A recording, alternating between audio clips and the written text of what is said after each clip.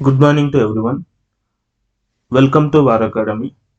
Please subscribe, like and share the video. Right, ఈరోజు వచ్చేసి మనము ప్రాథమిక హక్కుల్లో ప్రకరణ 29 నుండి 32 వరకు చూస్తున్నాం. ఓకే, సో ప్రకరణ 29 మరియు 30 గమనిస్తే ఇది కల్చరల్ అండ్ ఎడ్యుకేషనల్ రైట్స్ గురించి మాట్లాడుతుంది.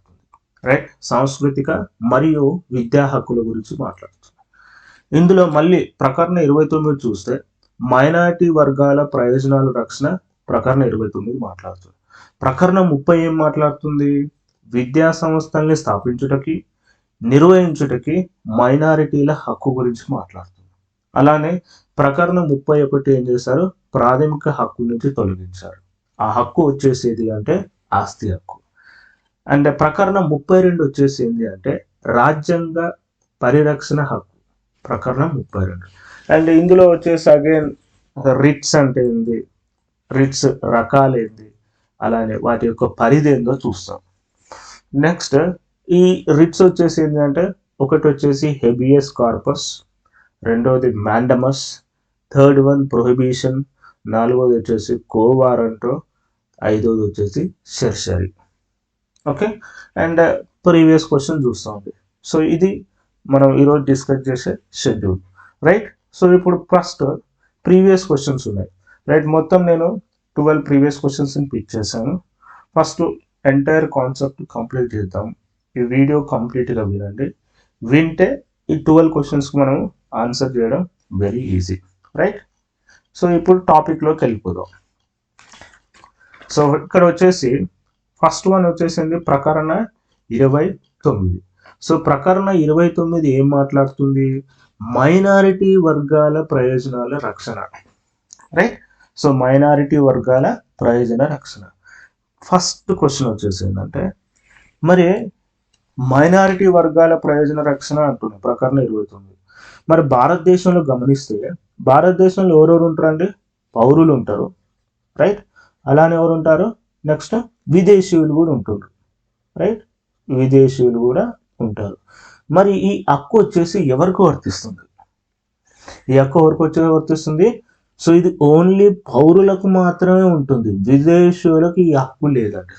చాలా ఇంపార్టెంట్. ఓకే, సో మైనారిటీ వర్గాల ప్రయోజన రక్షణ ప్రకరణ 29 ఇది ఓన్లీ పౌరులకు మాత్రమే వర్తిస్తుంది, విదేశీయులకి వర్తించుతున్నట్టు. రైట్, పౌరులు కూడా గమనిస్తే మనకు అనేక వర్గాలు ఉంటాయి అన్నట్టు. అయితే ప్రతి వర్గానికి ఓకే ఒక భాష ఉంటుంది. రైట్, ఒక భాష ఉంటుంది, లాంగ్వేజ్ ఉంటుంది, అండ్ అలానే లిపి కూడా ఉంటుంది, స్క్రిప్ట్ కూడా ఉంటుంది, అండ్ వాళ్ళు ఒక సంస్కృతిని ఫాలో అవుతారు, ఒక కల్చర్ని ఫాలో అవుతారు అన్నట్టు. ఓకే, అయితే భారతదేశంలో ఉన్న ఏ పౌరులైనా సరే భాషని, లిపిని, సంస్కృతిని కాపాడుకునే హక్కు ఉందని చెప్తున్నారట. రైట్, సో ఇది ఇంపార్టెంట్. అది ఏ వర్గం వారైనా, అంటే any section of the citizen.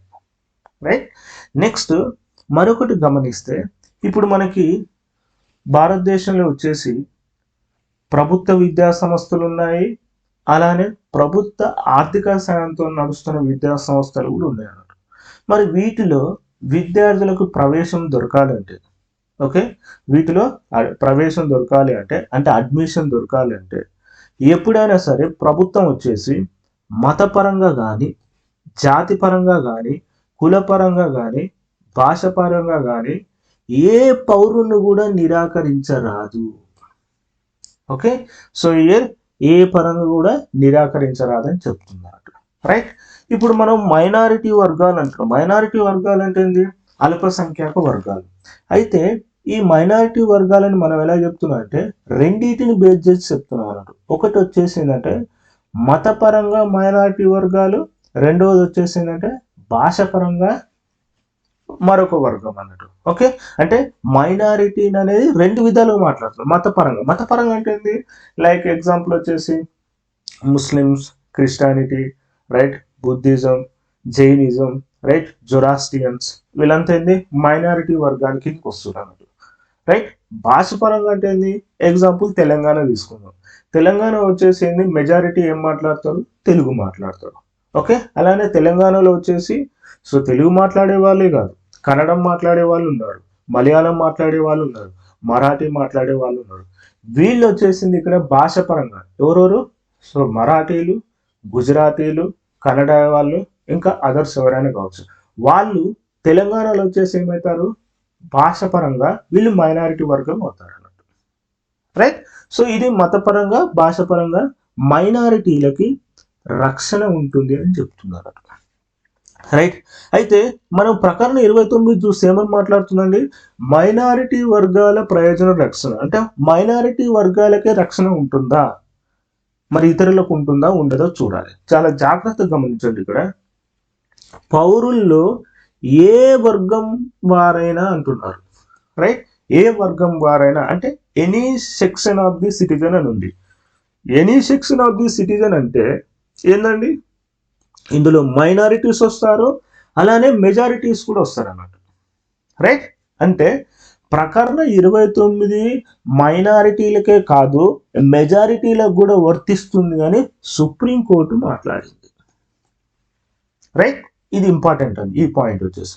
Next ఇంకొకటి వచ్చేసిందంటే, సపోజ్ ఒక వర్గం ఉందండి, ఆ వర్గం యొక్క భాష అంతరించిపోతుంది అనుకుందాం.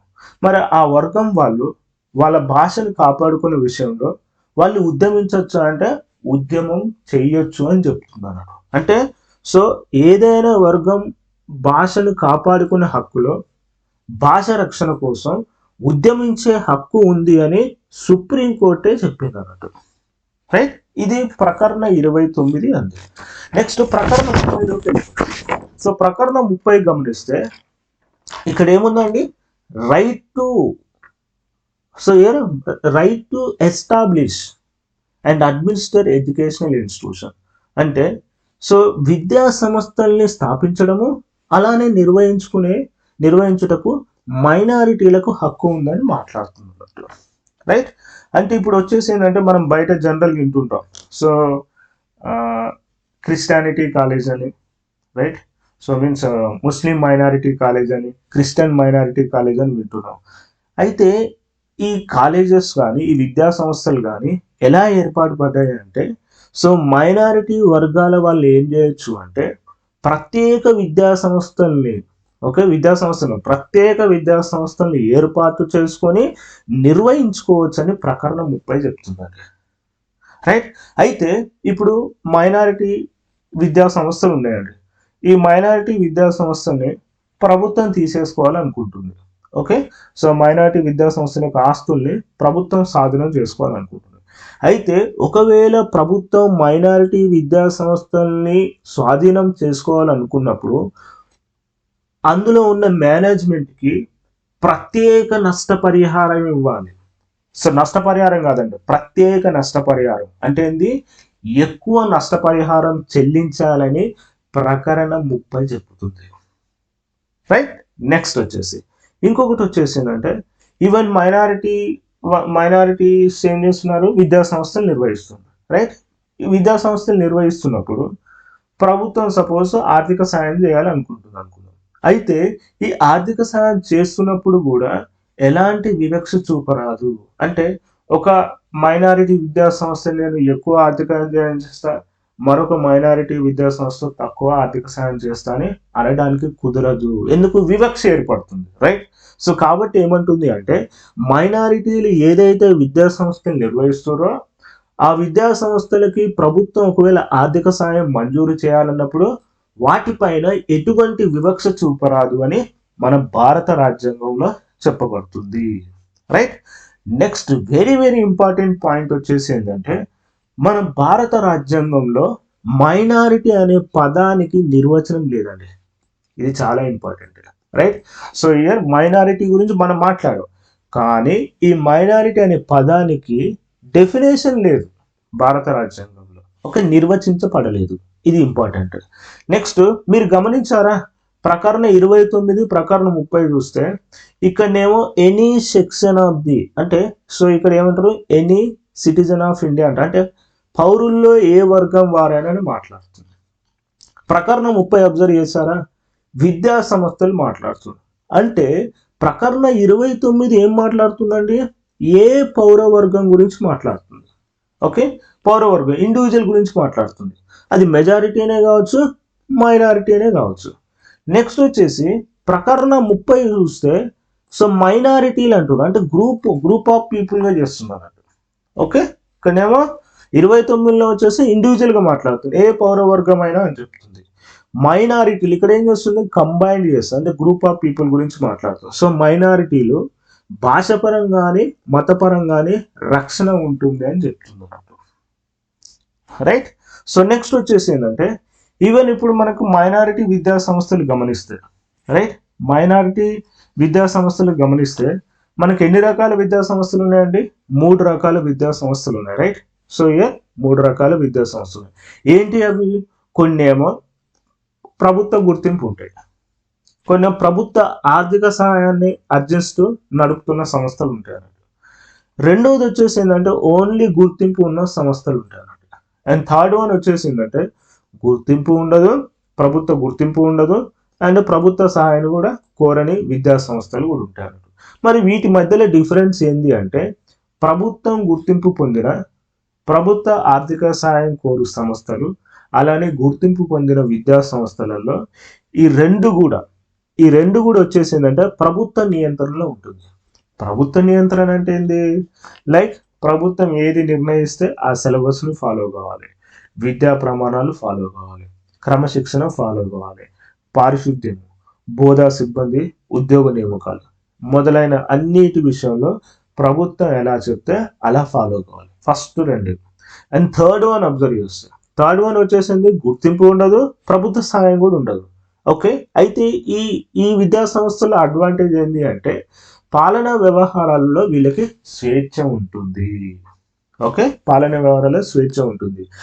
అండ్ అయినప్పటికీ సో ఇక్కడ పాలనా వ్యవహారాలు స్వేచ్ఛ ఉన్నప్పటికీ ఈ గుర్తింపు పొందని విద్యా సంస్థలు, ప్రభుత్వం నుంచి ఆర్థిక సాయం పొందని విద్యా సంస్థలు ఖచ్చితంగా కాంట్రాక్ట్ చట్టాలని, లేబర్ లాని, పన్నుల చట్టాన్ని అండ్ ఈవెన్ ఈ ఆర్థిక నియంత్రణ కూడా ప్రభుత్వమే నిర్వహిస్తుంది. అంటే ఖచ్చితంగా ఈ విద్యా సంస్థలు వచ్చేసి ఏం చేయాలి? కాంట్రాక్ట్ చట్టాన్ని ఫాలో కావాలి, లేబర్ లాని ఫాలో కావాలి, అండ్ పనుల చట్టాన్ని ఫాలో కావాలి, అండ్ ఆర్థిక నియంత్రణ కూడా ప్రభుత్వం చేస్తుంది అన్నమాట. రైట్. ఇది ప్రకరణ 30 మాట్లాడుతుంది. మరి 31కి వెళ్దాం. సో ప్రకరణ 31 వచ్చేసి ఏంటి అంటే ఆస్తి హక్కు. ఓకే, ఈ ఆస్తి హక్కును వచ్చేసి ప్రాథమిక హక్కు నుంచి తొలగించారు. ఇది చాలా ఇంపార్టెంట్ అండి. సో ఒకప్పుడు ఆస్తి హక్కు ప్రాథమిక హక్కుల్లో భాగమే, కానీ ప్రజెంట్గా వచ్చేసి ఈ ఆస్తి హక్కుని 1978లో 44వ రాజ్యాంగ సవరణ ద్వారా ప్రాథమిక హక్కు నుంచి తొలగించారు. మరి తొలగించి ఎక్కడ పెట్టారు? సో ఈ ఆస్తి హక్కును ఇప్పుడు ఏం చేశాడు అంటే భారత రాజ్యాంగంలో 12వ భాగంలో 300A ప్రకరణలో ఈ ఆస్తి హక్కును చేర్చారు. మరి ఇప్పుడు ఈ ఆస్తి హక్కు వచ్చి ప్రాథమిక హక్కు అంటే ప్రాథమిక హక్కు కాదు. ఈ ఆస్తి హక్కు వచ్చేసి ఏంటంటే చట్టబద్ధమైన హక్కు. ఓకే, చట్టబద్ధమైన హక్కు, ఇది గుర్తుంచుకోవాలండి. సో ఇప్పుడు ప్రజెంట్గా ఆస్తి హక్కు వచ్చేసి ఏంటంటే ఓన్లీ లీగల్ రైట్. ఇది ఫండమెంటల్ రైట్ కాదు, ప్రాథమిక హక్కు కాదని మాట్లాడుతుంది. నెక్స్ట్ ప్రకరణ 32 చూస్తే ప్రకరణ 32 వచ్చేసి ఏం మాట్లాడుతుంది అంటే రాజ్యాంగ పరిరక్షణ హక్కు. ఓకే, అండ్ ఈ రాజ్యాంగ పరిరక్షణ హక్కు మీద డాక్టర్ బిఆర్ అంబేద్కర్ గారు ఏమన్నారు అంటే రాజ్యాంగంలోనే అతి ముఖ్యమైన ప్రకరణ వచ్చేసి ఏది అంటే ప్రకరణ 32 అని చెప్పాడు. మరొకటి ఏమని చెప్పాడు అంటే మొత్తం భారత రాజ్యాంగానికి ఈ ప్రకరణ 32 వచ్చేసిందంటే ఇది ఒక ఆత్మ లాంటిది అని చెప్పాడు, ఒక సోల్. ఓకే, సో ఇది వచ్చేసి ఏమన్నాడు? ఒక ఆత్మ లాంటిది అని చెప్పాడు అన్నట్టు. రైట్. అండ్ అలానే సో ఒక హృదయం వంటిది అని కూడా చెప్పాడు, ఒక హార్ట్ లాంటిది అని చెప్పాడు. ఎందుకు అంటే మన భారత రాజ్యాంగంలో వచ్చేసి ప్రాథమిక హక్కులను పొందుపరిచారు. మరి ప్రాథమిక హక్కులను పొందుపరిచారు, ఇచ్చారు, కానీ అమలు చేయాలి కదా. ఈ ప్రాపర్గా అమలు చేయడానికి, ఓకే, సో ఇయర్ ప్రాపర్గా అమలు చేయడానికి ఈ ప్రకరణం 32 సహాయపడుతుంది అన్నట్టు, రైట్. సో కాబట్టి పౌరులకి హక్కులు ఇచ్చారు, ఆ హక్కుల్ని ఎన్ఫోర్స్ చేసే మీన్స్ ఆ హక్కుల్ని మనం ఎన్ఫోర్స్ చేయడానికి ఈ ప్రకరణం 32 ఉపయోగపడుతుంది అన్నట్టు. అందుకే డాక్టర్ బిఆర్ అంబేద్కర్ గారు ఏమన్నారంటే ప్రకరణం 32 వచ్చేసి రాజ్యాంగంలో అతి ముఖ్యమైన ప్రకరణ, అండ్ ఈ ప్రకరణం 32 వచ్చేసి ఒక ఆత్మ లాంటిది అండ్ మరియు లేదా ఒక హృదయం లాంటిది అని చెప్పినారు. అలానే సుప్రీంకోర్టు ఏమన్నారంటే అయితే మరి ఈ ప్రకరణం 32ని రాజ్యాంగం నుంచి తొలగించవచ్చా, పోనీ తగ్గించవచ్చా అంటే సుప్రీంకోర్టు ఏమన్నది అంటే, సో ప్రకరణం 32 గురించి, ఈ ప్రకరణం 32 వచ్చేసి భారత రాజ్యాంగానికి ఇది ఒక మౌలిక అంశం అని చెప్పిందన్నమాట. సో అంటే ప్రకరణం 32కి రాజ్యాంగ మౌలిక లక్షణం ఉంది కాబట్టి ఈ మౌలిక లక్షణం ఉన్న వాటిని తొలగించడానికి కానీ సవరణ చేయడం కానీ కుదరదు అని చెప్పింది అన్నట్టు. ఓకే, పార్లమెంట్కి వచ్చేసి సో ప్రకరణం 32ని తొలగించలేదు, కుదించడం కూడా లేదు, తగ్గించడానికి కూడా కుదరదు అని చెప్పింది అన్నట్టు, రైట్. నెక్స్ట్ ఇంకొకటి వచ్చేసిందంటే మరి ప్రకరణం 32 ఏం మాట్లాడుతుంది. ఇప్పుడు మన భారత రాజ్యాంగంలో గమనిస్తే మనకేమేమి ఉంటాయండి, ప్రాథమిక హక్కులు ఉంటాయి, ఓకే, అలానే ప్రాథమిక హక్కులు కానీ రాజ్యాంగ హక్కులు ఉంటాయి, రైట్, అంటే కాన్స్టిట్యూషనల్ రైట్స్ ఉంటాయి, చట్టబద్ధమైన హక్కులు ఉంటాయి, స్టాట్యుటరీ రైట్స్ ఉంటాయి, అండ్ సాంప్రదాయక హక్కులు కూడా ఉంటాయి, కస్టమరీ రైట్స్ ఉంటాయి. మరి ప్రకరణం 32 మరి వేటిని అమలు చేయడానికి ఉపయోగపడుతుంది అంటే ప్రకరణం 32 వచ్చేసి ఓన్లీ కేవలం ప్రాథమిక హక్కులు అమలు చేయడానికి మాత్రమే సహాయపడుతుంది, రైట్. సో ప్రకరణం 32 వచ్చేసి సో కాన్స్టిట్యూషనల్ రైట్ రాజ్యాంగ హక్కులు కానీ, స్టాట్యుటరీ రైట్ చట్టబద్ధమైన హక్కులు కానీ, సాంప్రదాయక హక్కులు కస్టమరీ రైట్స్ని అమలు చేయదు. అంటే ప్రకరణం 32 కిందికి రావు. ప్రకరణం 32 కిందికి కేవలం ప్రాథమిక హక్కులు మాత్రమే వస్తాయి, రైట్. ఇది ఇంపార్టెంట్ అండి.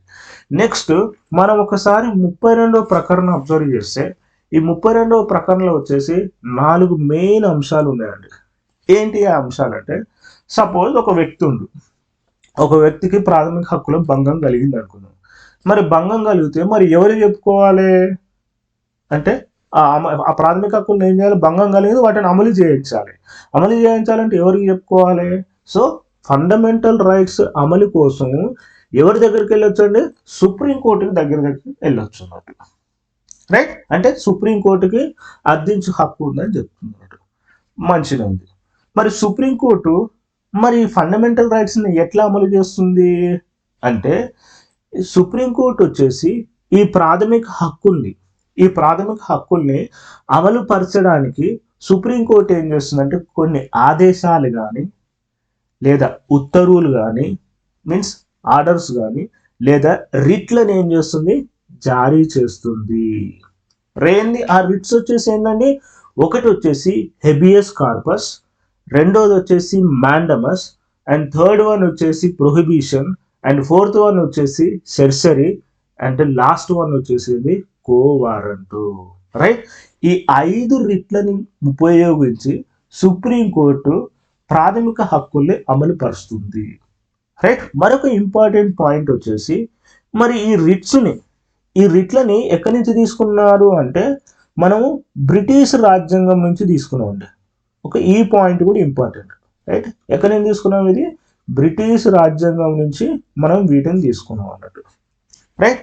నెక్స్ట్ మరి ఈ రిట్లు వచ్చేసి సుప్రీంకోర్టుగా ఉంటాయా, మరి ఇతర కోర్టులకి ఏమైనా ఇవ్వచ్చా అంటే ఇక్కడ వచ్చేసి ఏమని చెప్పింది అంటే పార్లమెంటుకి ఈ రిట్లు జారీ చేసే అధికారాన్ని ఏ ఇతర కోర్టుకైనా ఇవ్వచ్చండి. ఓకే, పార్లమెంటు ఏ ఇతర కోర్టుకైనా ఇవ్వచ్చు అన్నట్టు. కానీ సుప్రీంకోర్టుకి ఉన్న రిట్ల అధికారాలకు మాత్రం భంగం కలిగించరాదు. భంగం కలుగుతుంది అంటే ఆ రిట్లను ఇవ్వలేము అన్నట్టు. సో ఇక్కడ థర్డ్ పాయింట్ ఏం మాట్లాడుతుంది అంటే పార్లమెంటు ఏ కోర్టుకైనా, ఏ ఇతర కోర్టుకైనా రిట్ జారీ చేసే అధికారాన్ని ఇవ్వచ్చు. కానీ ఇస్తున్నప్పుడు సుప్రీంకోర్టు యొక్క రిట్ అధికారాలకు భంగం కలిగించరాదు. ఒకవేళ భంగం కలిగితే వాటిని ఏం చేయొచ్చు, కొట్టివేయవచ్చు అన్నట్టు. రైట్. అయితే ఇప్పటి వరకు మన భారతదేశంలో వచ్చేసి రిట్ జారీ చేసే హక్కు ఏ ఇతర కోర్టుకి ఇవ్వలేదు. ఓన్లీ సుప్రీంకోర్టుకి మరియు హైకోర్టుకి మాత్రం ఉంది, మిగతా కోర్టులకి లేదండి. ఇది గుర్తుంచుకోవాలి. నెక్స్ట్ వచ్చేసి ఏంటంటే, ఇప్పుడు మరి రాజ్యాంగంలో ఏమున్నాయి, ప్రాథమిక హక్కులు ఉన్నాయి. ఈ ప్రాథమిక హక్కుల్ని అమలు చేయమని ఎవరిని సంప్రదించవచ్చు, సుప్రీంకోర్టుని సంప్రదించవచ్చు. మరి ఈ సుప్రీంకోర్టుకున్న ఈ ఆశ్రయించే హక్కును మనం సస్పెండ్ చేయొచ్చా అంటే, ఒకసారి గమనిస్తే మనకి ప్రకరణ 359 గమనిస్తే 359లో ఏమని ఉంది అంటే, నేషనల్ ఎమర్జెన్సీ, జాతీయ అత్యవసర పరిస్థితి ఉన్నప్పుడు అప్పుడు ఏమవుతాయండి, ప్రాథమిక హక్కులు ఏమైపోతాయి, రద్దు అవుతాయి. రైట్. అంటే ఇప్పుడు ఏంటంటే, సో ఫండమెంటల్ రైట్స్ అమలు కొరకు ఏ కోర్టునైనా ఆశ్రయించే హక్కుని రాష్ట్రపతి ఏం చేయొచ్చు అంటే రద్దు చేయొచ్చు. ఓకే. సో 359 ప్రకరణలో జాతీయ అత్యవసర పరిస్థితుల్లో ప్రాథమిక హక్కుల కోసం అమలు చేయమని ఏ కోర్టును కూడా ఆశ్రయించే హక్కుని రాష్ట్రపతి ఏం చేయొచ్చు అంటే రద్దు చేయొచ్చు. ఇది కూడా చాలా ఇంపార్టెంట్ పాయింట్ అండి ఎగ్జామ్కి వచ్చేసి. రైట్. సో అంటే నేషనల్ ఎమర్జెన్సీ పీరియడ్లో ఏ కోర్టునైనా ఆశ్రయించే హక్కుని, మీన్స్ ఫండమెంటల్ రైట్స్ అమలు చేయమని ఏ కోర్టును కూడా ఆశ్రయించే హక్కుని ఏం చేస్తుంది, రాష్ట్రపతి రద్దు చేస్తాడు అన్నట్టు. రైట్. మరొక విషయం, మరి రిట్స్ అంటే ఏంది, habeas corpus, mandamus, prohibition, certiorari, కోవారంట్ ఉంది అండి. ఈ 5 రిట్లని జారీ చేసే అధికారం ఎవరెవరికి ఇవ్వబడ్డది అంటే, ఒకటి సుప్రీంకోర్టుకి ఇచ్చాం. అంటే 32వ ప్రకరణ ప్రకారం సుప్రీంకోర్టు ఈ రిట్లను జారీ చేయొచ్చు. ప్రకరణ 226 ప్రకారం వచ్చేసాం రాష్ట్ర హైకోర్టులు ఈ రిట్లను జారీ చేయొచ్చు అన్నట్టు. రైట్. మరొక ఇంపార్టెంట్ విషయం వచ్చేసిందంటే, సుప్రీంకోర్టు. ఓకే. సుప్రీంకోర్టుని ఏమని పిలుస్తాం అంటే ప్రాథమిక హక్కుల పరిరక్షణకర్త అని చెప్పొచ్చు అన్నట్టు. రైట్. సో ఇయర్ ప్రాథమిక హక్కుల పరిరక్షణకర్త ఇంపార్టెంట్ అండి. ప్రాథమిక హక్కుల్ని కాపాడే బాధ్యత ఎవరికి ఇచ్చాము అంటే సుప్రీంకోర్టుకి ఇచ్చాము. రైట్. ఇది ఇంపార్టెంట్, వెరీ వెరీ ఇంపార్టెంట్. ప్రాథమిక హక్కుల్ని కాపాడే బాధ్యత సుప్రీంకోర్టుకి ఇచ్చారన్నట్టు. రైట్. అండ్ సుప్రీంకోర్టుకి ఒకసారి అధికారాలు గమనిస్తే ఈ సుప్రీంకోర్టుకి ఒరిజినల్ అధికారాలు ఉన్నాయండి, అలానే విస్తృతమైన అధికారాలు కూడా ఉన్నాయన్నట్టు. మరి ఒరిజినల్ అధికారాలు అంటే ఏంది, విస్తృత అధికారాలు అంటే ఏందో ఒకసారి చూద్దాం. ఒరిజినల్ అధికారం అంటే ఏంటంటే, సపోజ్ ఒక పౌరుడు ఉండండి. ఈ పౌరుడికి వచ్చేసి ఏంటంటే ప్రాథమిక హక్కులు భంగం కలిగింది.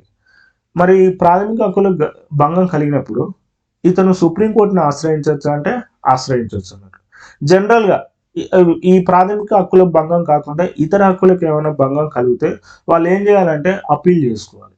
రైట్. అప్పీల్ చేసుకుంటేనే అది ఓకే అంటేనే అప్పుడు సుప్రీంకోర్టుకి వెళ్ళొచ్చు అన్నట్టు. ఇక్కడ వచ్చేసి ఎవరైతే పౌరునికి ప్రాథమిక హక్కులకు భంగం కలుగుతుందో ఆ హక్కుల్ని రక్షించమని ఎటువంటి అప్పీల్ లేకుండా, ఓకే, ఎటువంటి అప్పీల్ లేకుండా సుప్రీంకోర్టుని ఆశ్రయించవచ్చు. రైట్. ఈ సుప్రీంకోర్టుకున్న ఈ అధికారాన్ని మనం ఏమని పిలుస్తాం అంటే ఒరిజినల్ అధికారం అని చెప్తాం అన్నట్టు. ఆర్ సో ఒరిజినల్ అధికారం అని చెప్తాం. మళ్ళీ ఒకసారి చెప్తా వినండి. ఒరిజినల్ అధికారం అంటే ఏంటంటే, ప్రాథమిక హక్కులకు భంగం కలిగిన ఏ పౌరుడైనా తన హక్కుల్ని రక్షించమని ఎలాంటి అప్పీల్ లేకుండా, రైట్, ఎలాంటి అప్పీల్ లేకుండా సుప్రీంకోర్టుని ఆశ్రయించవచ్చు అన్నట్టు. ఈ సుప్రీంకోర్టుకున్న అధికారాన్ని మనం ఏమని పిలుస్తాం అంటే ఒరిజినల్ అధికారం అని పిలుస్తాం అన్నట్టు. ఇది గుర్తుంచుకోండి. నెక్స్ట్ విస్తృతమైన అధికారం అంటే ఏంది, వైడర్. రైట్. వైడ్ పవర్ గురించి ఒకసారి చూద్దాం. ఇక్కడ ఒకసారి గమనిస్తే సుప్రీంకోర్టుకు వచ్చేసి ఆర్డర్స్ ఇవ్వచ్చు, అంటే ఉత్తర్వులు జారీ చేయొచ్చు, అలానే ఆదేశాలు ఇవ్వచ్చు, ఓకే, డైరెక్షన్స్ ఇవ్వచ్చు. అండ్ 5 రిట్లు ఉన్నాయి కండి. రైట్. 5 రిట్లు, habeas corpus, mandamus, prohibition, certiorari, quo warranto. ఈ రిట్లను అన్నిటిని కూడా జారీ చేసే అధికారం ఉంది. అంటే ఇక్కడ ఉత్తర్వులు ఇస్తుంది, ఆదేశాలు ఇస్తుంది, రిట్లను కూడా జారీ చేస్తున్నారు. కాబట్టి సుప్రీంకోర్టుకు ఉన్న పవర్ వచ్చేసి ఏంటంటే విస్తృతమైన అధికారం అని చెప్పవచ్చు. ఓకే, సుప్రీంకోర్టుకు వచ్చేసి ఏంటంటే విస్తృతమైన అధికారం ఉంది, ఒరిజినల్ అధికారం ఉందని కూడా చెప్పొచ్చు అన్నట్టు. రైట్, నెక్స్ట్ మరొకటి గమనిస్తే మరి ప్రాథమిక హక్కుల్ని పరిరక్షించే హక్కు ఇటు సుప్రీంకోర్టుకి ఉమ్మడిగా సుప్రీంకోర్టుకి ఇచ్చారు, అలానే హైకోర్టు కూడా ఇచ్చారు అన్నట్టు. రైట్, ప్రకరణ 32 ప్రకారం సుప్రీంకోర్టుకి, సో 226 ప్రకారం వచ్చేసేమో హైకోర్టుకి ఇచ్చిన ఉన్నట్టు. రైట్, నెక్స్ట్ వచ్చేసి మరొక విషయం ఏమని చెప్పిందంటే సుప్రీంకోర్టు వచ్చేసి, సపోజ్ ఏదైనా పౌరుడికి ప్రాథమిక హక్కులకు భంగం కలిగిందనుకో, మీరు డైరెక్ట్గా సుప్రీంకోర్టుకే రానవసరం లేదు. రైట్, ముందుగా మీరు ఎవరిని ఆశ్రయించవచ్చు అంటే హైకోర్టుని ఆశ్రయించవచ్చు అని చెప్పిందన్నట్టు. సో హైకోర్టుని ఆశ్రయించండి, అక్కడ న్యాయం జరగకపోతే అప్పుడు సుప్రీంకోర్టుకు రావని చెప్పింది అన్నట్టు. రైట్, సుప్రీంకోర్టు డైరెక్ట్గా పేర్కొన్నారు. రైట్, మరొక విషయం వచ్చేసి ఇప్పుడు మనం రిట్లు ఉన్నాయి కండి. సో ఈ రిట్స్ ఏమో ప్రకరణ 32 ప్రకారం సుప్రీంకోర్టుకు వచ్చినాయి. రైట్, అండ్ అలానే ప్రకరణ 226 ప్రకారం వచ్చేసి హైకోర్టుకి ఇవ్వబడ్డది. వీటి మధ్యలో ఏందో డిఫరెన్స్ ఒకసారి చూద్దాం. రైట్, ఫస్ట్ వన్ వచ్చేసి ఏంటంటే ఇక్కడ ఏం మాట్లాడుతున్నామండి, ప్రాథమిక హక్కుల్ని పరిరక్షించడం కోసం సుప్రీంకోర్టు వచ్చేసి రైట్ ఓన్లీ ప్రాథమిక హక్కుల పరిరక్షణ కోసం సుప్రీంకోర్టు ఏం చేసింది, ఇక్కడ రిట్లు జారీ చేస్తుంది, అదర్ వాటికి జారీ చేయదు. రైట్, గుర్తుంచుకోండి, కాన్స్టిట్యూషనల్ రైట్స్ కానీ, స్టాట్యుటరీ రైట్స్ కానీ, అండ్ కస్టమరీ రైట్స్ కానీ, సో ఇక్కడ వచ్చేసి ఏంటంటే రిట్లు జారీ చేయదు. సుప్రీంకోర్టు కేవలం ప్రాథమిక హక్కుల పరిరక్షణ కోసం రిట్లు జారీ చేస్తుంది అన్నమాట.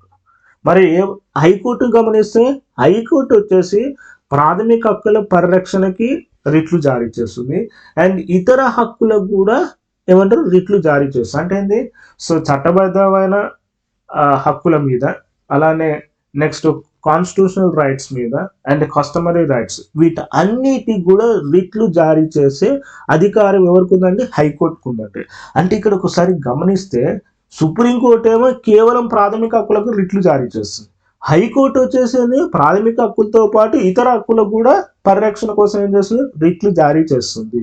అంటే ఇప్పుడు ఏంది, హైకోర్టుకి అధికార పరిధి ఎక్కువ ఇవ్వబడింది, దేంతో కంపేర్ చేస్తే సుప్రీంకోర్టుకి. ఒక విధంగా చెప్పాలంటే సుప్రీంకోర్టుకి రిట్ అధికార పరిధి హైకోర్టు అధికార పరిధితో కంపేర్ చేస్తే సుప్రీంకోర్టుకి తక్కువ ఇవ్వబడిందని ఒక మనకు అబ్జర్వేషన్ గమనించవచ్చు. రెండోది వచ్చేసి ఏంటంటే సుప్రీంకోర్టు రిట్లు జారీ చేసింది అనుకున్నాం. అయితే సుప్రీంకోర్టు ఏం చేయొచ్చు అంటే భారతదేశంలో ఉన్న ఏ వ్యక్తికైనా, ఏ ప్రభుత్వ సంస్థకైనా రిట్లు జారీ చేయొచ్చు అన్నట్టు. రైట్, సుప్రీంకోర్టు రిట్ జారీ చేసింది, కానీ ఈ జారీ చేసిన రిట్టు ఒక స్టేట్కైనా అంటే అన్ని స్టేట్స్కి, అంటే అన్ని ప్రాంతాలకు వర్తింపబడుతుంది అన్నట్టు. రైట్, సుప్రీంకోర్టు ఏ రిట్టు జారీ చేసినా అది అన్ని ప్రాంతాలకు వర్తిస్తుంది. మరి రాష్ట్ర హైకోర్టు ఒకవేళ చేస్తే రాష్ట్ర హైకోర్టు జారీ చేసే రిట్టు ఓన్లీ ఆ రాష్ట్ర భూభాగంలో నివసించే వారికి మాత్రమే వర్తిస్తుంది. అంటే ఇక్కడ వచ్చేసింది సుప్రీంకోర్టుకి ఒక భూభాగ పరంగా ఎక్కువ పరిధి ఉంది అని చెప్పొచ్చు అన్నట్టు. రైట్, సుప్రీంకోర్టుకి హైకోర్టుతో కంపేర్ చేస్తే భూభాగ పరిధి విస్తృతమైంది సుప్రీంకోర్టుకి ఇవ్వబడి. అండ్ థర్డ్ వన్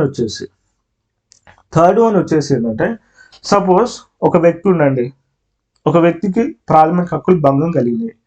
ఆ ప్రాథమిక హక్కులు భంగం కలిగితే అప్పుడు అతను ఏం చేయొచ్చు, సుప్రీంకోర్టుని ఆశ్రయించవచ్చు. సుప్రీంకోర్టును ఆశ్రయిస్తే సుప్రీంకోర్టు వాటిని ఏం చేయాలి, హక్కుల్ని రక్షించే బాధ్యత కంపల్సరీ చేయాలన్నట్టు. అంటే అతను ఏదైతే హక్కును డిమాండ్ చేస్తుందో ఆ డిమాండ్ని సుప్రీంకోర్టు మాత్రం నిరాకరించరాదు. దీన్నే మనం ఏమని పిలుస్తాం అంటే రెమిడియల్ రైట్ అని పిలుస్తాం అన్నట్టు. ఓకే, సో దీన్ని ఏమని పిలుస్తాం, రెమిడియల్ రైట్ అని పిలుస్తాం. అంటే సుప్రీంకోర్టు దగ్గర మాత్రం ఏ పౌరుడికైతే ప్రాథమిక హక్కు భంగం కలుగుతుందో డిమాండ్ చేయొచ్చు.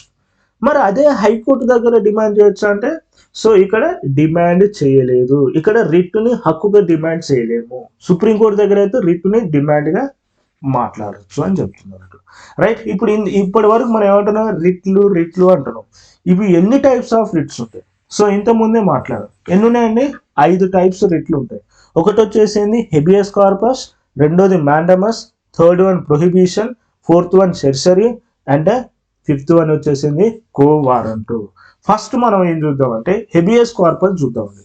హెబియస్ కార్పస్ అంటే ఏంటంటే సపోజ్ ఒక వ్యక్తి ఒక పోలీస్ ఆయన ఉన్నాడు. సో పోలీసులు ఏం చేస్తారు, సింపుల్గా ఎవరైనా ఒక వ్యక్తిని అరెస్ట్ చేశారు అనుకున్నాం. అయితే రూల్ ప్రకారం ఏంటంటే అరెస్ట్ చేసిన వ్యక్తిని 24 గంటలలో ఏం చేయాలంటే న్యాయస్థానంలో హాజరుపరచాలన్నట్టు. ఒకవేళ ఆ వ్యక్తిని 24 గంటల్లో న్యాయస్థానంలో హాజరుపరచకపోతే అప్పుడు ఆ వ్యక్తిని ఏం చేయొచ్చు అంటే న్యాయస్థానం ముందు హాజరుపరచమని పోలీసు వాళ్ళకి ఏం చేయొచ్చు, ఆదేశాలు ఇవ్వచ్చు అన్నట్టు. దీన్నే మనం ఏమని పిలుస్తాం అంటే హెబియస్ కార్పస్ అని పిలుస్తాం అన్నమాట. అంటే ఇప్పుడు ఏదంటే ఏదైనా వ్యక్తిని నిర్బంధించిన, అరెస్ట్ చేయబడిన 24 గంటలలో న్యాయస్థానంలో హాజరుపరచకపోతే వెంటనే ఆ వ్యక్తిని న్యాయస్థానం ముందు హాజరుపరచమని ఇచ్చే ఆదేశమే హెబియస్ కార్పస్. రైట్. నెక్స్ట్ ఇంకోటి వచ్చేసిందంటే ఇప్పుడు మళ్ళీ ఈ హెబియస్ కార్పస్ ద్వారా ఏం చేస్తుందంటే ఒకవేళ ఆ నిర్బంధం ఒకవేళ చట్టవిరుద్ధంగా ఉందనుకోండి, అప్పుడు కోర్టు భావిస్తే అప్పుడు ఏం చేస్తుంది అంటే చట్టవిరుద్ధంగా ఉంటే ఆ నిర్బంధించిన వ్యక్తిని ఏం చేస్తుంది, విడుదల చేస్తుంది. ఇది ఇంపార్టెంట్. మరి ఈ హెబియస్ కార్పస్ ఎవరికి జారీ చేయొచ్చు, రిట్ ఎవరికి ఇవ్వచ్చు అంటే చాలా ఇంపార్టెంట్ అది. ఇది వచ్చేసి ఎవరికి ఇవ్వచ్చు అంటే ప్రభుత్వ సంస్థలకి, ఓకే, ప్రభుత్వ సంస్థలకి అండ్ ప్రభుత్వ అధికారులకి ఈ రిట్టును జారీ చేయవచ్చు. అలానే ప్రైవేటు వ్యక్తులకు కూడా జారీ చేయొచ్చు. చాలా ఇంపార్టెంట్. హెబియస్ కార్పస్ వచ్చేసి ప్రభుత్వ అధికారులకి, ప్రభుత్వ సంస్థలకి, అలానే ప్రైవేటు వ్యక్తులకు జారీ చేయొచ్చు అని చెప్తుంది. మరి ఎవరికి రిట్టు జారీ చేయలేము, ఎవరికి ఈ రిట్టు జారీ చేయలేము అంటే సపోజ్ ఒక వ్యక్తిని చట్ట ప్రకారమే నిర్బంధం చేసింది అనుకున్నాం, అప్పుడు ఈ రిట్టు జారీ చేయలేము. చట్టబద్ధంగా లేకపోతే అప్పుడు ఈ జారీని ఇవ్వచ్చు. ఓకే. బట్ ఒకవేళ ఎవరినైనా వ్యక్తిని చట్టబద్ధంగా నిర్బంధిస్తే అప్పుడు ఈ రిట్టు జారీ చేయలేము. రెండవది, నిర్దిష్ట న్యాయస్థానం ద్వారా కూడా నిర్బంధించినప్పుడు కూడా ఈ రిట్టును జారీ చేయలేము. థర్డ్ వన్ వచ్చేసిందంటే సపోజ్ ఒక పార్లమెంట్కు ఉన్న అధికారాలని భంగం కలిగించింది అనుకున్నాం, దానివల్ల ఆ వ్యక్తిని నిర్బంధించారు. అలానే కోర్టు ద్వారా ఇతను నేర నిరూపణ జరిగింది, శిక్ష అనుభవిస్తుంది. ఇటువంటి ఖైదీలకు కూడా ఈ హెబియస్ కార్పస్ వర్తించదు అని చెప్తున్నారు. రైట్. రెండవది వచ్చేసి ఏంటంటే మ్యాండమస్. రైట్. మ్యాండమస్ ఏం మాట్లాడుతుంది అంటే ఇప్పుడు సపోజ్ వచ్చేసి ఒక వ్యక్తి ఉండండి. రైట్. అంటే సపోజ్ ఒక ప్రభుత్వ అధికారి ఉందనుకున్నాం, లేదా ఒక ప్రభుత్వ సంస్థ ఉందనుకున్నాం. ఈ సంస్థ వచ్చేసి చట్టబద్ధంగా చేయాల్సిన విధులు నిర్వర్తిస్తలేదు. అప్పుడు నిర్వర్తించకపోతే నిర్వహించాలి అని న్యాయస్థానం ఇచ్చే ఆదేశమే మ్యాండమస్. అంటే ఏంటంటే ప్రభుత్వ అధికారి కానీ ప్రభుత్వ సంస్థ కానీ చట్టబద్ధమైన విధులు నిర్వర్తించకపోతే నిర్వర్తించమని న్యాయస్థానం ఇచ్చే ఆదేశాన్ని మనం ఏమని పిలుస్తామంటే మ్యాండమస్ అని పిలుస్తున్నట్టు. మరి ఈ మ్యాండమస్ని ఇప్పుడు మ్యాండమస్ని ఎందుకు ఇస్తుంది, ఒక వ్యక్తి నిర్వర్తించలేడని ఈ మ్యాండమస్ ఇస్తుంది. మరి ఎవరెవరికి ఇవ్వచ్చు అంటే ఈ మ్యాండమస్ అధికారులకి, కార్పొరేషన్లకి, దిగువ న్యాయస్థానాలకి, ట్రిబ్యునల్స్కి అండ్ ప్రభుత్వానికి జారీ చేయవచ్చు. మరి ఎవరికి మ్యాండమస్ అప్లై చేయలేం, ఎవరికి మ్యాండమస్ అప్లై చేయలేం అంటే ప్రైవేటు వ్యక్తులకి. ఓకే. ప్రైవేటు వ్యక్తులకి, ప్రైవేటు సంస్థలకి మ్యాండమస్ అప్లై చేయలేము. ఓకే. మ్యాండమస్ అంటే ఏంది, చట్టబద్ధంగా చేయాల్సిన పనిని చేయకపోతే నిర్వర్తించమని ఇచ్చే ఆదేశం ఇది. అయితే ప్రైవేటు వ్యక్తులకు మాత్రం అప్లై చేయలేము, ప్రైవేటు సంస్థలకు కూడా అప్లై చేయలేము అన్నట్టు. రెండవది వచ్చేసి ఏంటంటే భారత రాష్ట్రపతికి, రాష్ట్ర గవర్నర్ కూడా ఇవ్వలేమండి. చాలా ఇంపార్టెంట్. నెక్స్ట్ థర్డ్ వన్ వచ్చేసి ఏంటంటే ఈవెన్ హైకోర్టు ప్రధానమంత్రులు కూడా ఆయన న్యాయపర విధులు నిర్వహిస్తున్నప్పుడు కూడా విధించలేము అన్నట్టు. ఈవెన్ కాంట్రాక్ట్ బాధ్యత నిర్వహిస్తున్న వాళ్ళకు కూడా ఈ మ్యాండమస్ని మనము అప్లై చేయలేము అని చెప్తున్నాము. నెక్స్ట్ థర్డ్ వన్ వచ్చేసి ఏంటంటే ప్రొహిబిషన్. ప్రొహిబిషన్ అంటే ఏంటంటే ఇప్పుడు సపోజ్ మన భారతదేశంలో వచ్చేసి హైకోర్టులని, సుప్రీంకోర్టులని, రైట్, జిల్లా కోర్టులని, అట్లా దిగువ కోర్టులు కూడా ఉన్నాయి అన్నట్టు. అయితే ఈ దిగువ న్యాయస్థానాలు వచ్చేసి లేదా ట్రిబ్యునల్స్ వచ్చేసి వాళ్ళు వచ్చేసి ఏం చేస్తారంటే ఒక కేసును డీల్ చేస్తారు అనుకున్నాం. అయితే ఈ కేసు డీల్ చేస్తున్నప్పుడు ఏం చేస్తారంటే వాళ్ళకున్న అధికార పరిధిలోనే ఆ కేసు డీల్ చేయాలి. కానీ వీళ్ళు ఏం చేస్తారంటే అధికార పరిధిని మించి, ఓకే, అధికార పరిధిని మించి వీళ్ళు ఏం చేస్తున్నారు, దాన్ని వ్యవహరిస్తున్నారు అన్నట్టు. అప్పుడు ఏం చేయొచ్చు అంటే ఉన్నత న్యాయస్థానం ఏం చేస్తుంది అంటే సో దాన్ని ఏం చేస్తుంది, నిరోధిస్తుంది. ఎందుకు వీళ్ళకు ఎంతైతే అధికారం ఇచ్చారో ఆ అధికార పరిధిలోనే ఆ కేసును డీల్ చేయాలి. కానీ దిగువ న్యాయస్థానాలు లేదా ట్రిబ్యునల్లు తమ అధికార పరిధిని మించి వ్యవహరిస్తే వాటిని సుప్రీంకోర్టు కానీ హైకోర్టు కానీ లేదా ఉన్నత న్యాయస్థానాలు ఏం చేస్తాయంటే వీటిని నిరోధిస్తుంది. దేని ద్వారా? ప్రొహిబిషన్ రిట్ ద్వారా అన్నట్టు. రైట్, ఒకసారి గమనించండి. మాండమస్ వచ్చేసేమో విధులు నిర్వర్తించమని చెప్తుంది. ప్రొహిబిషన్ ఏమని చెప్తుంది? విధులు నిర్వహించవద్దు అని చెప్తుంది అన్నట్టు. ఎందుకు? వాళ్ళకున్న అధికార పరిధి కంటే ఎక్కువ మించి వ్యవహరిస్తున్నారు. రైట్, నెక్స్ట్ వచ్చేసి ఏంటంటే ప్రొహిబిషన్. ఈ ప్రొహిబిషన్ ఎవరికి అమలు చేయొచ్చు అంటే జుడిషియల్ అధికారులకి, అలానే క్వాసీ జుడిషియల్ అధికారులకు మాత్రమే జారీ చేయొచ్చు అని చెప్తున్నట్టు. ఓకే, మరి ఎవరికి జారీ చేయలేము?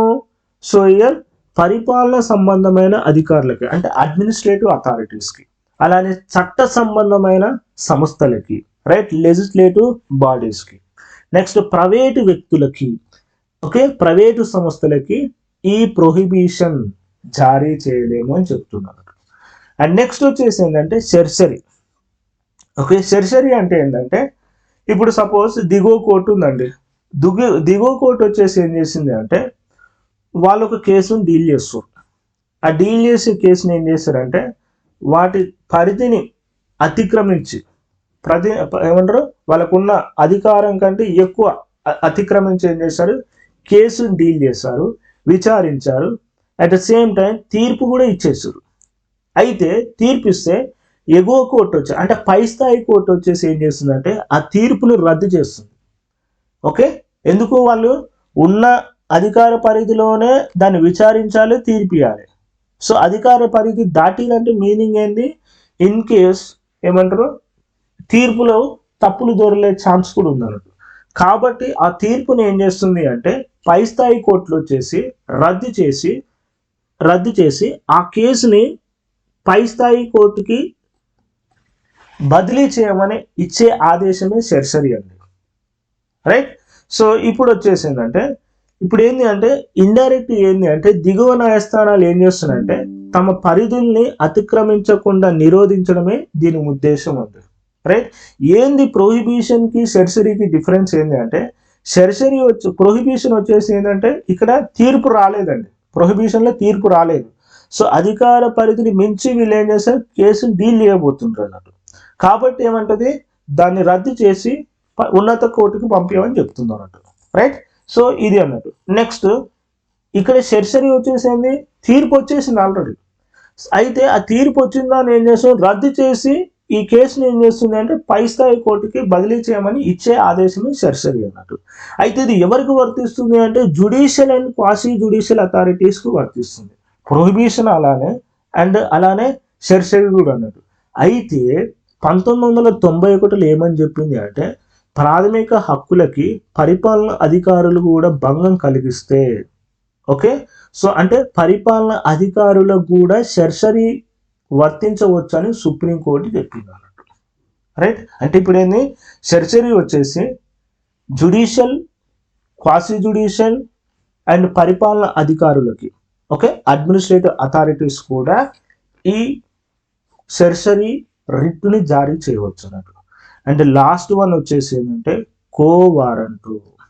ఓకే, కో వారంటు అంటే ఏంటంటే సపోజ్ మినిస్టర్స్ ఉన్నారండి. ఓకే, సో ఇయర్ మినిస్టర్స్ కానీ లేకపోతే ప్రజా సంబంధమైన పదవులలో ఉన్న వాళ్ళు అక్రమంగా ప్రవేశించరు అనుకుందాం, లేదా ప్రజా పదవులను ఏం చేస్తున్న వాళ్ళు దుర్వినియోగం చేస్తున్నారు. ఓకే, అప్పుడు ఏం చేస్తుందంటే న్యాయస్థానాలు ఏం చేస్తాయంటే ఆ పదవిలో ఉన్న వ్యక్తికి వ్యతిరేకంగా ఆ పదవిలో ఉన్న తాను కొనసాగడానికి చట్టబద్ధంగా ఉన్నదా లేదా అనేది న్యాయస్థానాలు ఏం చేస్తే ప్రశ్నిస్తాయి అన్నట్టు. ఒకవేళ చట్టబద్ధంగా లేకపోతే ఆ పదవి నుంచి తొలగిపోమ్మని న్యాయస్థానాలు ఇచ్చే రిట్టే ఏంటంటే కో వారంట్. ఓకే, సో ఇప్పుడు వచ్చేసి ఏంటంటే ఓవరాల్ మెయిన్ ఉద్దేశం ఏంటంటే కో వారంట్ మెయిన్ ఉద్దేశం ఏంటంటే ఈ రిట్ ఉద్దేశం ఏంటంటే ప్రజా పదవుల్లో ఉన్న వాళ్ళు వాళ్ళ అధికారాన్ని దుర్వినియోగం చేస్తే ఆ దుర్వినియోగాన్ని అరికట్టడం కోసమే ఈ కో వారంట్ ఉందన్నట్టు. అయితే ఇక్కడ ప్రజా పదవి అంటున్నాం కదా, ఎవరెవరు వస్తారు ఈ ప్రజా పదవి కిందకంటే ప్రభుత్వ కార్పొరేషన్ చైర్మన్లు, డైరెక్టర్లు, మంత్రులు, ముఖ్యమంత్రులు వీళ్ళందరూ కూడా ప్రజా పదవి కిందకు వస్తున్నారు అన్నట్టు. రైట్, సో ఇది ఈరోజు ఆర్టికల్స్ అండి. రైట్, సో ఇప్పుడు వచ్చేసి మనం ఏం చేద్దామంటే సో ప్రీవియస్ క్వశ్చన్స్ని ఒకసారి సాల్వ్ చేద్దాం. రైట్, 12 క్వశ్చన్స్ పిక్ చేస్తా ఉన్నాం కదా, ఇప్పుడు 12 క్వశ్చన్స్ మనం ఆన్సర్ చేయగలుగుతామో చేయలేమో ఒకసారి చూద్దామండి. రైట్, ఫస్ట్ క్వశ్చన్ ఒకసారి గమనిస్తే right, this is the first question. Right, ఇక్కడ చూడండి, which of the following amendment act deleted the right to property as a fundamental right. Right, A amendment ద్వారా రైట్ టు ప్రాపర్టీ అంటే ఆస్తి హక్కుని తొలగించారు అన్నాం. ఇంతకుముందు చూస్తాం. ఇందులో వచ్చేసి 38 కాన్స్టిట్యూషన్ అమెండ్మెంట్ యాక్ట్ కాదు, 39 కాదు, 42 కాదు, ఏదండి 44. ఓకే, సో ఇయర్ 1978 ప్రకారము 44వ రాజ్యాంగ సవరణ ద్వారా ప్రకరణ 31ని ప్రాథమిక హక్కులను తొలగించారు. అదే వచ్చేసి ఏంటంటే ఆస్తి హక్కు. ఈ ఆస్తి హక్కును మనం ఏం చేస్తాము 12వ భాగంలో 300A మనం ప్రాపర్టీ రైట్ టు ప్రాపర్టీని యాడ్ చేస్తాము. అంటే ఇప్పుడు వచ్చేసి ఆస్తి హక్కు వచ్చేసి అది ఒక లీగల్ రైట్ మాత్రమే, చట్టబద్ధమైన హక్కే, అది ప్రాథమిక హక్కు కాదని చెప్తున్నాను. సో ఫస్ట్ వన్ ఇదండి. సెకండ్ క్వశ్చన్ చూడండి, so which of the following article consider as the corner stone of democratic edifies. Okay, so ఇందులో ఏది డెమోక్రసీని ఎడిఫై చేస్తుందని అడుగుతుంది అన్నట్టు. రైట్, కార్నర్ స్టోన్ ఏం చేస్తుంది భారత రాజ్యాంగానికి ముఖ్యమైన ఆర్టికల్ వచ్చేసి ఏది అంటే ప్రకరణ 14, 19, 21 అంటే 32 అని. ఎందుకు అంటే ప్రాథమిక హక్కులు ఇచ్చినాం ప్రజలకి. రైట్, ఆ ప్రాథమిక హక్కుల్ని అమలుపరిచే బాధ్యత మొత్తం సుప్రీంకోర్టుకి, హైకోర్టుకి ఇచ్చినాం అన్నట్టు. సో అమలుపరచమని ఇచ్చేది ఏది అంటే ప్రకరణ 32 అన్నట్టు. రైట్, సో ఎన్ఫోర్స్ చేసే ఆర్టికల్ వచ్చేసి ప్రకరణ 32. నెక్స్ట్ వచ్చేసి ఏంటి అంటే ఒకసారి గమనించండి, consider the following statement. Right, consider the following statement with reference to the minorities. Okay, with reference to the minorities.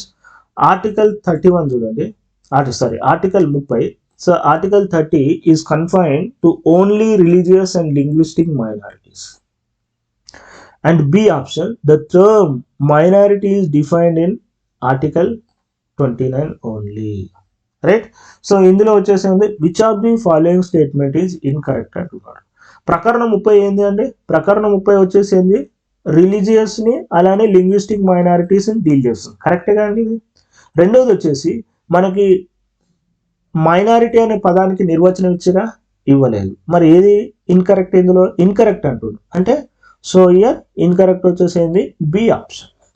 And fourth question చూద్దాం. ఫోర్త్ క్వశ్చన్ వచ్చేసి ఏముందండి, ఫోర్త్ క్వశ్చన్ వచ్చేసి which of the following statement correctly defined writ certiorari. Okay, so it cannot be issued against the administrative authorities. Right, administrative అథారిటీస్కి issue చేయొచ్చా అండి, ఒకసారి గమనించండి. రెండోది వచ్చేసి so here it is issued against the quasi-judicial authorities. Right? Next, it is command issued by the court to the public officials and it is available against the legislative bodies. Right? ఒకసారి ఏమంటున్నాడు ఇక్కడ, ఇందులో ఏమడుగుతున్నాండి which of the following statement is correct అంటున్నాడు. Correct ఏదనేది ఒకసారి చూద్దాం. So it cannot be issued against the administrative authorities. Administrative authorities కూడా ఇష్యూ చేయొచ్చని సుప్రీంకోర్టు చెప్పింది. రైట్, ఇట్ కెనాట్ బి అంటుండు. రైట్, కాబట్టి ఇదేంది ఈ స్టేట్మెంట్ వచ్చేసి రాంగ్. సో సెర్షరీ వచ్చేసి ఈవెన్ అడ్మినిస్ట్రేటివ్ అథారిటీస్ కూడా ఇష్యూ చేయొచ్చు అని సుప్రీంకోర్టే చెప్పింది. రెండవది వచ్చేసి it is issued against the quasi judicial authorities. Yes, quasi judicial authority case ఏం చేయొచ్చు, ఇష్యూ చేయొచ్చు. ఆటోమేటిక్గా రిమైనింగ్ ఏంది, రాంగ్ అయిపోతుంది. రైట్. నెక్స్ట్ వచ్చేసి ఫిఫ్త్ వన్ చూద్దాం. ఫిఫ్త్ వన్ వచ్చేసి ఏముందండి, with reference to the fundamental right enshrined our constitution, consider the following statement. So law infringing fundamental right can be challenged in the Supreme Court. Right? They force restrictions on the state. Which of the following statement is correct? Right? So ఇందులో వచ్చేసి రెండు correct. కానీ ఒకవేళ fundamental రైట్స్కి భంగం కలిగింది అనుకో, ఎవరికి వెళ్ళచ్చు, సుప్రీంకోర్టులో ఛాలెంజ్ చేయొచ్చు. And at same time even fundamental rights మీద రిస్ట్రిక్షన్ చేసే అధికారం స్టేట్కి ఉంది కానీ ఉన్నది. సో కాబట్టి రెండు స్టేట్మెంట్స్ కరెక్ట్. నెక్స్ట్ సిక్స్త్కి వెళ్దాం. The writ of prohibition can be issued against the following except ఏంది. రిట్ అనే ప్రొహిబిషన్ అనేది ఎవరెవరికి ఇష్యూ చేయొచ్చు అంటుండే, ఇష్యూ చేయని వాళ్ళు ఎవరు, ఎక్సెప్ట్ అంటుంది. మినహాయింపు ఎవరికి ఉంది, judicial authorities, administrative authorities, quasi jurisdiction, exceeding jurisdiction. ఎవరికి ఇవ్వలేమండి ప్రొహిబిషను, సో అడ్మినిస్ట్రేటివ్ అథారిటీస్కి ఇవ్వలేము. రైట్. సో మిగతా వాళ్ళకి ఇవ్వచ్చు అన్నట్టు. నెక్స్ట్ సెవెంత్ వన్ వచ్చేసి which of the following is enshrined as a part of fundamental right in the constitution of India. Right. So the power of court to issue habeas corpus, right to privacy and right to reservation. Select the correct answer using code given below. Right. ఏమంటున్నారు ఇక్కడ, fundamental rights okay ఎవరికి ఏమంటారు, fundamental రైట్స్ని issue చేయమని ఎవరెవరికి ఉందండి. ఇప్పుడు దేని కిందకి వస్తుంది fundamental rights, so enshrined. So ఇందులో the power of high court to issue habeas corpus. Right, కరెక్టే కాండి. So right to property, privacy వచ్చేసి, రైట్ టు రిజర్వేషన్ వచ్చేసి ఇవి రెండు ఫండమెంటల్ రైట్స్ కావు. హెబియస్ కార్పస్ మాత్రం ఫండమెంటల్ రైట్ కిందకి వస్తుంది. Okay right. సో ఆన్సర్ వచ్చేసి ఏంటండి, బి ఆన్సర్. రైట్. నెక్స్ట్ వచ్చేసింది consider the following statements. Right, consider the following statement observe చేస్తే supreme court has exclusive power to issue writ for enforcement of fundamental rights under constitution. Second one, parliamentary May by law empower any other court to issue writs with in the jurisdiction. So here which of the following is correct. ఇక్కడ ఏమంటుండంటే writ జారీ చేసే అధికారం only సుప్రీంకోర్టుకు ఉందండి, హైకోర్టుకు లేదా. సుప్రీంకోర్టుకు ఉంది, అలానే హైకోర్టుకు కూడా ఉంది అన్నట్టు. కాబట్టి ఏమవుతుంది, ఈ స్టేట్మెంట్ రాంగ్ అవుతుంది. ఓన్లీ అంటుంది కదా. రైట్, ఎక్స్క్లూజివ్ అంటున్నాడు. ఎక్స్క్లూజివ్లో ఓన్లీ సుప్రీంకోర్టుకు ఉందా, హైకోర్టు కూడా ఉంది, ఇద్దరికి ఉంది. రెండోది వచ్చేసింది parliament may by law empower any other court to issue writ within jurisdiction.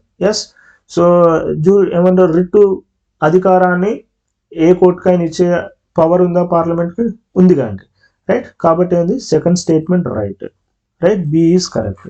Next ninth question చూద్దాం. Consider the following statement. The supreme court can issue writ for any other purpose other than fundamental right. Right, and second option, the supreme court can refuse to exercise it writ jurisdiction. So consider the which of the following statement is correct. ఏ statement correct అని ఒకసారి observe చేయండి. Supreme court can issue writ for any other purpose కానీ use చేయొచ్చా, fundamental right కాకుండా. Supreme court writ only fundamental రైట్స్కి మాత్రమే జారీ చేయొచ్చు. ఓకే, కాన్స్టిట్యూషనల్ రైట్స్ కానీ జ్యుడిషియల్ రైట్స్ కానీ ఇష్యూ చేసే పవర్ లేదు. కాబట్టి ఫస్ట్ స్టేట్మెంట్ వచ్చేసి రాంగ్. సెకండ్ వచ్చేసి ఏంది, supreme court can refuse to exercise its writ jurisdiction. Right, so supreme court writ జ్యూరిడిక్షన్ని రిఫ్యూజ్ చేయొచ్చు అంటే చేయలేదు. రైట్, హైకోర్టు చేయొచ్చు కానీ సుప్రీంకోర్టు చేయలేదు. సో కాబట్టి ఇందులో వచ్చేసింది, సో కాబట్టి which of the following statement is correct. ఇందులో ఏది కరెక్ట్ కాదు. So neither one mark. Next 10th question వచ్చేసి the writ mandamus cannot be issued. Mandamus writ ఎవరికి ఇష్యూ చేయలేము అని అంటున్నారు. రైట్, సో రిట్ మ్యాండమస్ అంటే ఏంటండి, తన విధులు సక్రమంగా నిర్వహించకపోతే నిర్వహించమని చెప్తుంది. రైట్, సో ప్రైవేట్ ఇండివిజువల్కి అప్లై చేయొచ్చా, చేయలేము. సో ప్రెసిడెంట్ ఆఫ్ ఇండియాకి అప్లై చేయొచ్చా, చేయలేము. చీఫ్ జస్టిస్ ఆఫ్ హైకోర్టుకి ఇస్తామా, చేయలేము. రైట్, ఎవరికి ఇవ్వచ్చు, ఓన్లీ చీఫ్ మినిస్టర్కి మాత్రమే ఇవ్వచ్చు. Okay, okay, 1 second.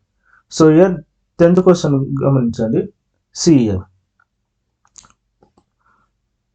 క్వశ్చన్ ఒకసారి కెనాట్ బి ఇష్యూడ్ అంటున్నారు కదా, అబ్జర్వ్ చేయండి. So year cannot, the writ mandamus cannot be issued against the, okay. అయితే ఇప్పుడు వచ్చేసి ఏమంటున్నాడు, ఎవరికి ఇష్యూ చేయలేమంటున్నాడు. సో ప్రైవేట్ ఇండివిజువల్కి ఇష్యూ చేయలేం, ప్రెసిడెంట్ ఆఫ్ ఇండియాకి ఇష్యూ చేయలేం. సో నెక్స్ట్ వచ్చేసి చీఫ్ జస్టిస్ ఆఫ్ ఇండియాకి ఇష్యూ చేయలేం. ఎవరికి ఇష్యూ చేయొచ్చు, ఓన్లీ చీఫ్ మినిస్టర్కి మాత్రం ఇష్యూ చేయొచ్చు. మరి ఇందులో ఏమంటున్నాడు, కెనాట్ బి ఇష్యూడ్ అంటున్నాడు. అంటే ఎవరికి ఇష్యూ చేయలేము, 1 option, 3rd option, 4th option. ఇందులో ఏది ఉందండి, బి ఆప్షన్ ఉంది. కాబట్టి ఈ statement correct. Next 11th one వచ్చేసి, సో 11th వన్ వచ్చేసి ఏంది, under the constitution of India the power to issue writ habeas corpus. ఎవరికి హెబియస్ కార్పస్ ఇష్యూ చేయొచ్చు అండి, రైట్. సో హెబియస్ కార్పస్ని ఇష్యూ చేసే పవర్ ఎవరికి ఉంది, డిస్ట్రిక్ట్ కోర్ట్స్కి, రైట్. డిస్ట్రిక్ట్ కోర్ట్స్కి లేదు కదండి. ఓన్లీ హైకోర్టుకా, కాదు కదా. ఓన్లీ సుప్రీంకోర్టుకా, కాదు కదా.